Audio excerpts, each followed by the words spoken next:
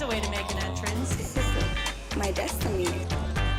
It was now a conspiracy of witches. Download Veely today.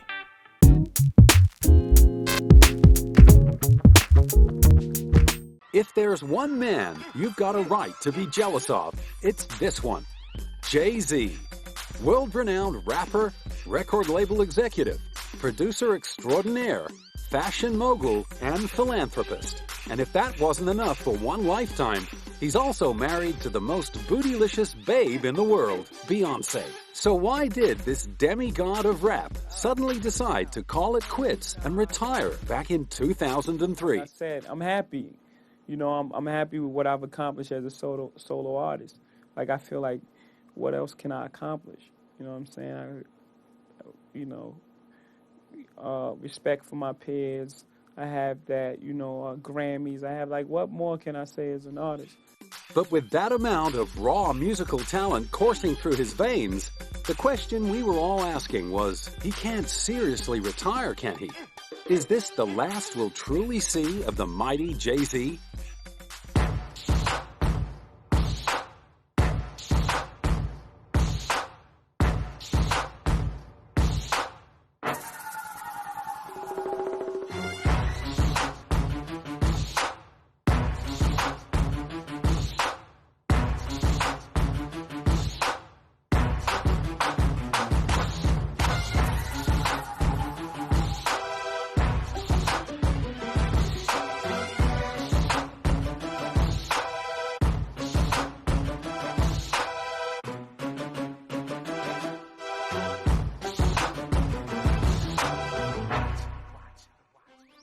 Originally christened Sean Carter, Jay-Z grew up in the tough housing projects of Brooklyn, New York.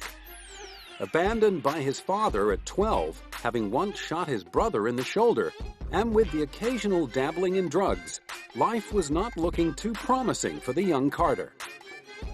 Luckily, though, fate had other ideas. Keeping his brothers awake at night by banging out endless drum patterns on the kitchen table, Sean's musical abilities were beginning to flourish. His constant freestyling, lyric writing, and obsession with rap earned him the nickname Jazzy, and it wasn't long before Sean began to see music as his one-way ticket out of the crime-infested neighborhood. You know, you see the cycle. It happens all the time in the projects, You're having a certain life, and it leads either to jail or it leads to death. So, I mean, it's up to you to change it. And for me, it was like, what I'm going to do? Like, I'm going to just keep running the streets forever? What I'm going to do when I get 30? You know what I'm saying? That always stuck with me. So, I had a talent to rap, but it was a gift. And I didn't recognize it as a gift in the beginning because it was a gift, so it came easy for me to put words together. And my mom will always be like, anything that you want, you got to work hard for. Although now fully concentrating on music and beginning to generate positive feedback, no major label would give Jay-Z a second look. His only option was to start up his own independent label. He named it Rockefeller Records and released Reasonable Doubt in 1996. That's my my favorite album. That's my baby right there. I have so many special songs. As far as the guest appearances, I'm just amazed at the people and the level of talent I got on it between Mary and Big. Having both of them on that album. You got to remember, I was an artist out of nowhere. I didn't have a single out on anybody's record. I didn't have a record deal that everyone was talking about. I just came out of nowhere, and to have those type of that level of talent on your debut album, it was a blessing. I mean, everything just worked out. Later included in Rolling Stone's 500 Greatest Albums of All Time, Jay-Z's debut effort kicked off one of the greatest careers in rap music. So when Jay-Z announced his coming out of retirement tour in 2006, a collective cheer went up around the world. Taking in global destinations as diverse as Poland, Seoul, Beirut, Dubai, and Australia, he was once again calling the shots and well and truly back on track. There's a lot of places overseas I haven't been. I haven't been to Australia. I haven't been to Africa, Egypt, It's a lot of places I haven't been, so I figured, I get a vacation and see all the places I want to see and get to play music for people who haven't yet, experienced, and they haven't experienced what I do yet, but they've heard my music. They've heard my music, but they've never seen me live. Well, in London, I've been there a couple times, but I haven't been there for 2 years. But, places like Australia and different places, I've never been there, so I'm excited about that. And now that the master of flow was back, he realized what he had been missing all along. I think it's great. I think it was wonderful to bring hip hop to a broader audience. I don't see anything wrong with that. I think it's a beautiful thing. As long as you're not compromising yourself in the process, I think it's a beautiful thing. Pop is just popular. I just believe in people put boxes on music so they can easily digest it. But I just believe in good music and bad music. An acclaimed hip-hop innovator himself, Jay-Z is always on the lookout for the next big thing. I certainly believe there was a lot of more superstars in like around 96, 97. You had Big, then prior to 96, you had Big, Pop. Now you had so many different talented artists from different places. Now it's a bunch of talented guys, but they're not breaking all the way through. For some reason, I don't know if it's the way the industry is now or whatever, but it doesn't seem like the next level, the next wave of superstars hasn't arrived yet. So it'll happen. It has to. It's inevitable, but I just believe it hasn't arrived yet. The next wave of superstars. But in the meantime, Jay-Z is staying focused on the task at hand and making sure he brings first-class enjoyment to his loyal legion of hip-hop fans, treating them to live renditions of hits like Can't Knock the Hustle, Hard Knock Life, and Ain't No Nigga. The reason I'm here and the reason I'm on this whole entire international tour is I wanted to come back and touch people and go out and see people who've been listening to my music for over 10 years, who know my music, who live my music, and just never seen me up live and close and personal. And Jay-Z supporters were lining up around the globe to welcome back the prodigal rapper. I guess the concert's going to be cool. Like, even plays classics, and Jay-Z is cool. To see it, I only see it in New York. I only see it in States. Now it's first time in Thailand. Looking forward to it. The show was hot. The show was really hot. And for Jay-Z, the rapturous reactions from fans across the world reinforced the power of music and the ability of the street language of rap to make a genuine connection. There's no higher level than to have like 20,000 people screaming your lyrics and knowing every word and feeling it and crying sometimes. That's when it gives back on the highest level.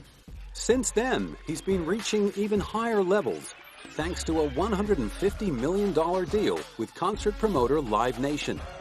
Some commentators were surprised at the size of the deal, but to Jeff Mayfield of Billboard magazine, it stacked up. Jay-Z was one of the first artists in rap who was able to not just open big, but hang around the top 10 for a while, hang around the top 40 for a while. And then the other rap that was on rap music was that it doesn't tour, that it's not live music. But here's a guy who's on tour now with Mary J. Blige, and the tickets cost $185 a pop. There are more expensive tickets out there, but that's a pretty handsome ticket, and the show's doing quite well. So, he may not tour as much as rock acts do, but he will bring you more in that arena than a lot of hip-hop artists does. So for those reasons, it might make sense with him. Jeff was proved right a few months later, when, after months of controversy surrounding his upcoming headlining performance at Glastonbury, Jay-Z silenced the critics by blowing the 150,000-strong crowd away. It was good to see that he could do a show on his own. Like, he lived up to the hype in a lot of ways.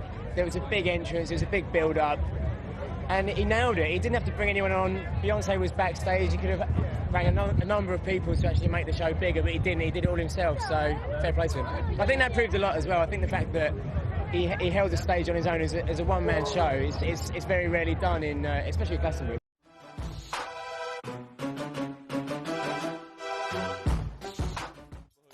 Leaving aside the man's formidable capacity to rap, It is Jay-Z's incredible talent for business that has helped make him one of the richest people in the music industry, out-earning fellow hip-hop impresarios like P. Diddy and 50 Cent. As well as heading up his original independent label, Rockefeller Records, he served for 3 years as president and CEO of hip-hop superlabel Def Jam Recordings. His aim in taking over the position in 2005 was to bring an artist's perspective to the top job.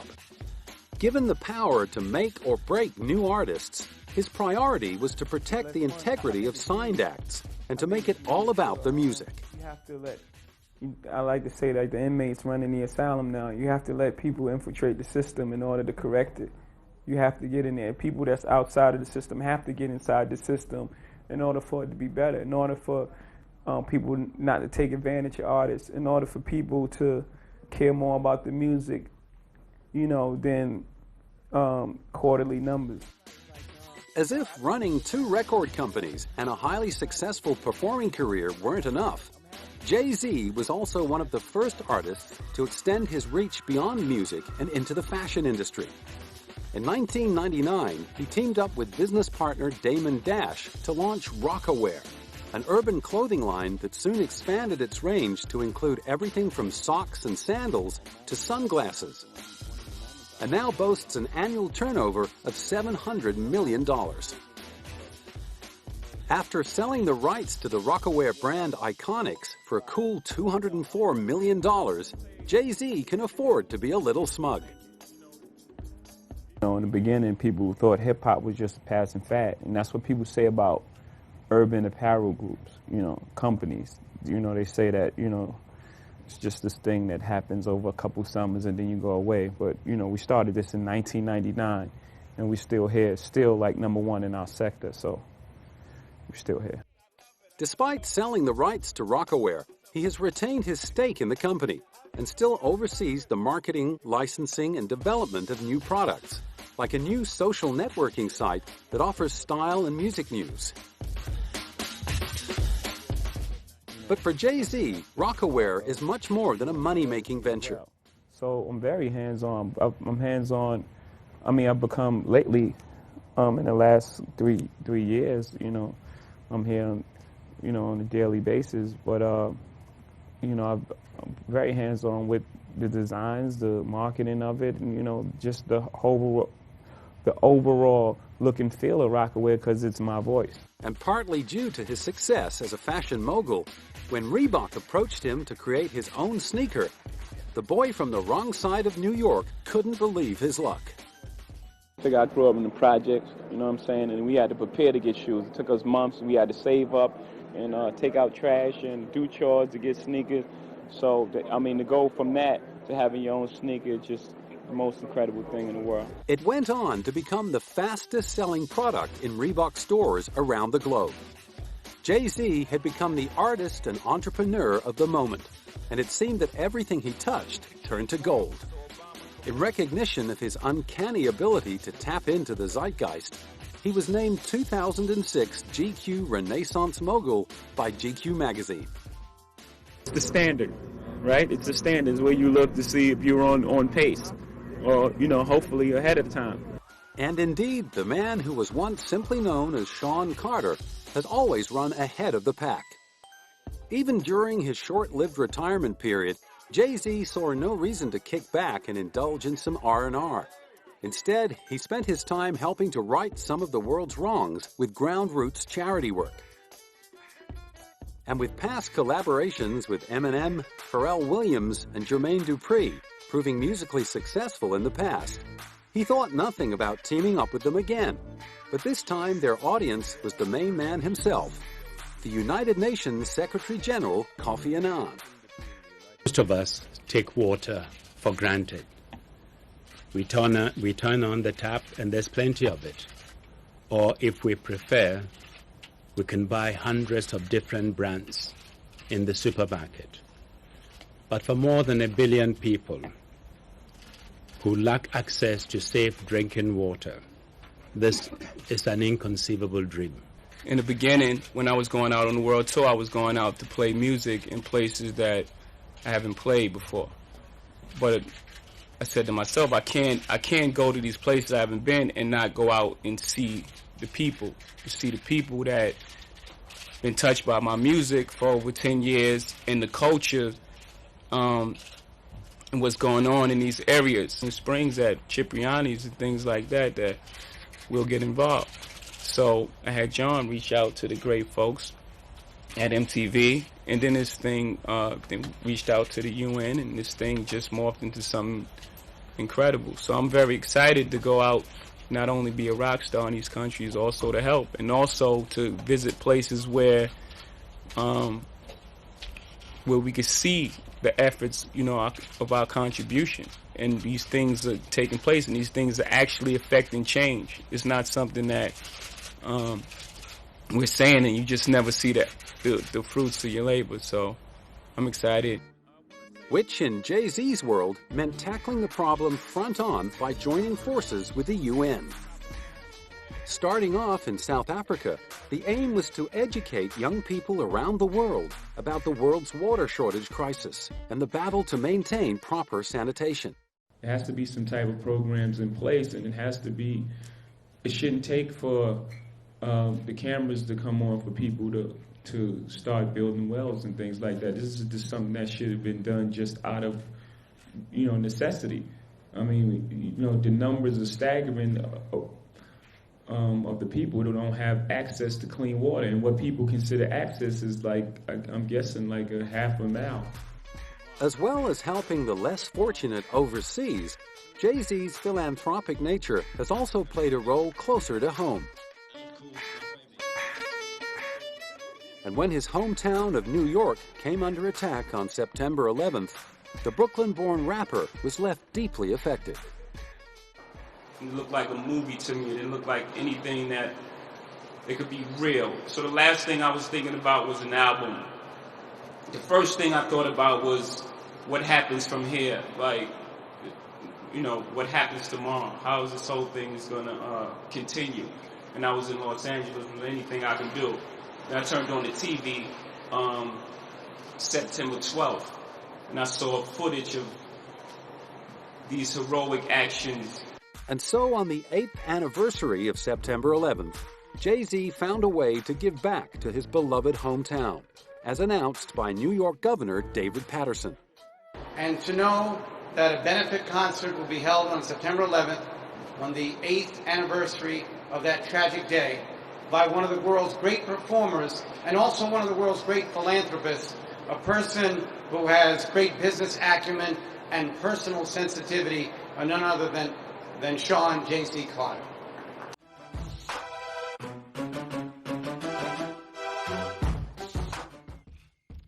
For Jay-Z, there is no greater priority than maintaining close links with the area that he and his family grew up in. He never wants to forget where he came from.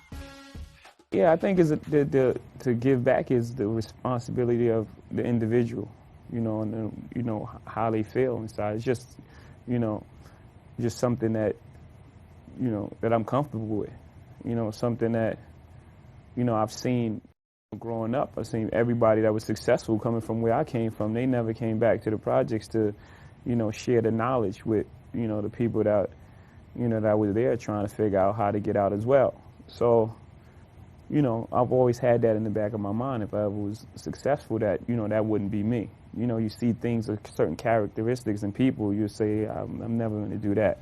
And not only does Jay-Z believe music has the power to affect people's lives, in particular, it's the power of hip-hop that drives him to perform. But for this Jay, it's all a part of moving forward and taking his life's work through to a stage beyond the musical one.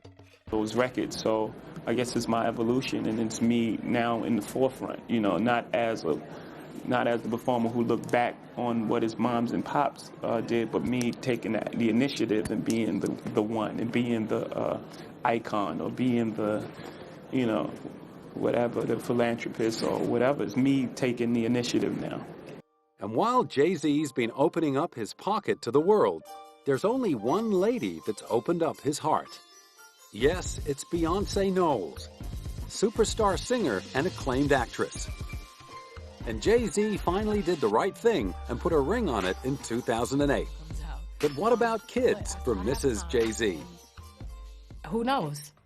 That happens whenever it happens. It happens. It could happen in a year. It could happen in 5 years. But I'm in no rush, and I do think family is really, really important.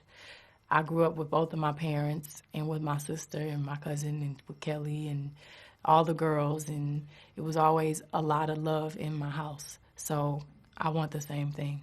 And Jay-Z? You know, when kids see me, it's real. It's a real talk. Kids take to me really fast, you know what I'm saying? So I've always thought about that. But I always wanted to do it the right way. That's why I don't have a family yet. I want to do it the right way. I don't want to be in Beirut, you know, while my kid is missing all of your son's first things, his first day of school, or your daughter, excuse me, you know, first day of school and first haircuts, and you in Beirut, you in performing at the pyramids in Egypt. And even though they're individually massively successful stars in their own right, both admit that each other's opinions still count when it comes to their music. So what did Jay-Z think of Beyonce's latest Sasha Fierce offering? Oh, he loved the record. He knows, you know, even with Destiny's Child, Writings on the Wall,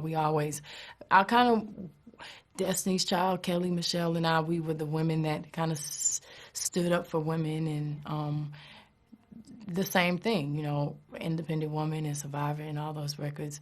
I feel like it's really sexy and beautiful to see a strong woman, and that's kind of what this is about. So with her professional career to date earning her both acting and singing stripes, not to mention worldwide acclaim, and a marriage that's seemingly made in musical heaven, you could be forgiven for thinking that this super female success story from Houston, Texas may like to take a breather for a while. Then again, who are we kidding? It's a goal to have a Tony and an Oscar and a Grammy.